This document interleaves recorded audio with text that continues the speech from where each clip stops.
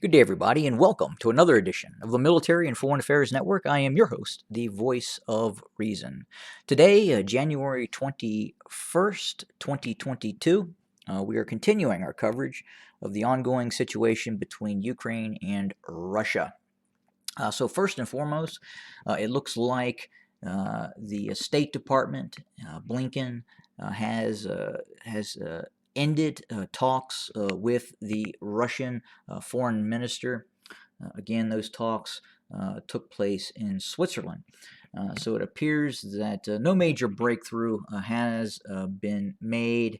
And in fact, it looks like, again, both sides are just very, very far apart, especially in terms of some of the Russian demands. Again, those key demands are that Ukraine and Georgia never be allowed NATO entry, and that the United States, the North Atlantic Treaty Organization, roll back the deployment of NATO forces in those post 1997 NATO additions that occurred, and that obviously is significant forces that are in Romania, Poland, and other areas as well, such as Estonia, Latvia, Lithuania. So let me back up. I don't want to say significant forces. Obviously, the NATO Ashore system, I'm very sorry. The Aegis Ashore system is deployed in Romania, and that is a asset that Vladimir Putin tremendously dislikes. That system being located in Romania. But again, we continue to see the rotation of Western NATO organization battalions through Poland, Lithuania, on a fairly regular basis. I mean, obviously, we are not seeing permanent heavy brigades being deployed in Poland or the Baltics.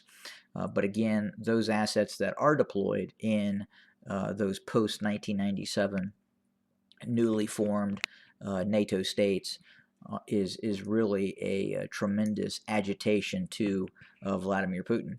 Now, with that being said, what are some of the news headlines coming out of the area? Well, UA Wire, Kiev, Russia sends more tanks into Donbass. So, what they're talking about there is we are seeing a possible uptick in the deployment of Russian assets in eastern Ukraine, specifically the deployment of ammunition, fuel, extra tanks, some long range rocket systems, and the opening of recruitment sites in eastern Ukraine. So they appear to be strengthening the position of the eastern separatists. And obviously, if there's any sort of high intensity conflict in which Russia is looking at occupying significant areas of Ukraine, obviously those eastern separatists would probably be used in rear area security operations and the possible subduing of large urban areas as the Russian army advances. But again, that is kind of what we're seeing on the ground in terms of that news blurb about eastern Ukraine. U.S. considers flying diplomats' families out of Ukraine, report by the New York Post. Again, the Independent, United States weighing evacuating diplomats' families from Ukraine. Fox News, Russia's hybrid war against Ukraine has already begun. Yeah, well, yeah. The American conservative, NATO bears some responsibility for the Ukraine crisis. The United Kingdom sends 30 elite soldiers to Ukraine amid fears of war with Russia. It's coming out of RT, a Russian site. Let's see here. Just the news. Classified info on Russia's Ukraine actions. Frightening, very aggressive, McCall says. Just the news. And yeah, that's kind of what we're seeing right now. Not a lot is changing in terms of rhetoric. But again, I think everyone is just watching what the Russians are going to do now. I can't help but look at some of the satellite photographs that are being used to articulate the Russian military buildup. And again, some of the largest Russian military units are way to the north near Smolensk and Yelna in this area. So again, to deploy those forces south, that is not a, uh, a small distance. If you have forces 100 miles north of, let's say, a phase line that you're eventually going to cross and engage in combat operations. So that's going to take a little bit for those forces, those large forces. Supposedly, some of them are the 41st Combined Arms Army in that area to be deployed south. And at the same time, if you look at some of those satellite photographs, many of them are right now are covered in snow, and they're just not being deployed in a manner in which you would see a imminent offensive operation. So again, obviously the Russians could launch a cold start, but again, it's going to take a bit to move those forces from the north near Smolensk and move them down and then deploy those forces. So the idea that those forces and those photographs are ready to kick off an invasion of Ukraine, I think that is misleading, and that's where kind of the distrust of some of these media reports are getting me a little bit. So again, you'll see a CNN report, and obviously they're a bunch of liars, and in other news outlets as well will will quote that report, that satellite photograph of those Russian assets. But again, that's not indicative of a force that's getting ready to jump across the border. Many of those forces, if they were truly getting ready to launch an operation, they would be dispersed. They would be very difficult to identify in some cases via satellite photograph, non IR satellites or non uh, uh, uh, some of the more advanced radar satellite capabilities that we have. But again, be it as it may, there's still forces closer to the border.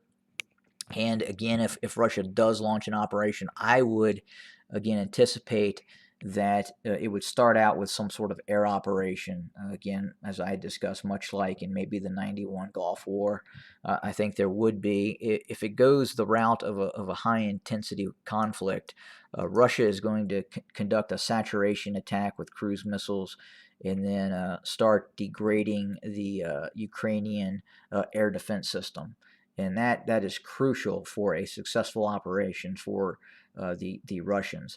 So again, that's going to take several days and quite possibly weeks to conduct that operation. Again, to degrade that Ukrainian air defense network and hit these military targets with air to ground strikes. And I would think, based on some of recent strategies by Russia, we've seen them deploy air assets much more in the conflict that is now going on in Syria in terms of more of a precision strike capability. We continue to see the Russians utilize their naval assets to launch caliber cruise missiles.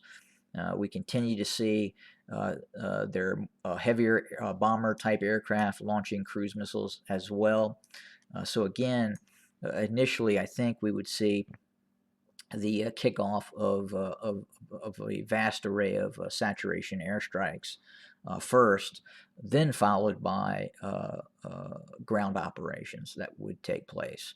And maybe the Russians would even try to get the Ukrainians to capitulate prior to launching said ground operations. But again, a lot of these photographs that we're seeing, they're just not indicative of a force that's like ready right now to launch a operation. And in fact, some of these forces that the Russians are grouping in some of these areas, the density of force is very, very high, and that could create the environment in which the Ukraine could launch its own precision guided ballistic missile strike. They do have cruise missiles. They do have the Tocha ballistic missile, so they could launch strikes. Now that's kind of getting just out of the range of some of those assets that the Ukrainians have further north. But still, if you look at some of those satellites, they're packed very, very tight. And again, it looks more of like a motor pool type of environment. It doesn't look like a force, a mechanized force that's getting ready to jump off and cross a phase line and start attacking another nation. That's just not what it looks like if we're within 24, 48 hours of an attack. Those forces are going to be dispersed, and we're going to hear about that as well, because that entire motor pool would become vacant, and obviously they would move south, and that's what I think people are looking at and looking for. And I also believe, again, I think the Russians would initiate this with a large-scale cruise missile and airstrikes. So you wouldn't necessarily have to initially see that occur. But that's what's happening on the ground. It looks like the whole diplomatic situation is really kind of crumbling. I know the Russians are still saying they're not going to invade Ukraine, but at the same time, what can they say, right? So they really have three options. The Russian Foreign Ministry has three options when asked, "Are you going to attack Ukraine?" They can say, "No, we have no intent to attack Ukraine." And as diplomats, they're always going to say that. They're always going to say that. And then the next option would be to say nothing. And then the third option would be to say, yeah, absolutely, we're going to attack Ukraine. So again, I wouldn't take that too much into account when that question is posed to the Russian Foreign Ministry in terms of, hey, are you going to attack Ukraine? Again, they can answer no, yes, or nothing. So again, as diplomats, they're always going to say no, because that is the diplomat's job, is to find a political outcome to the conflict. So when it turns kinetic, when it turns to a military operation, obviously the diplomats may have failed. So they will always say, no, we have no intention of attacking Ukraine or whoever else they're possibly going to attack.